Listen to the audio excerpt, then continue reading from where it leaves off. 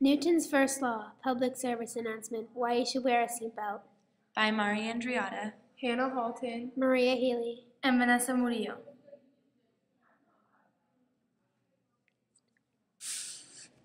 Newton's first law.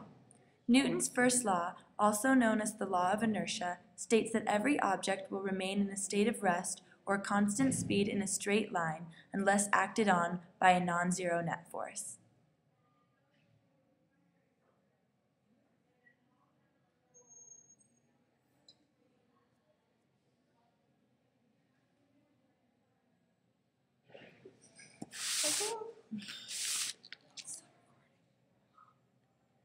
Why you should wear a seatbelt.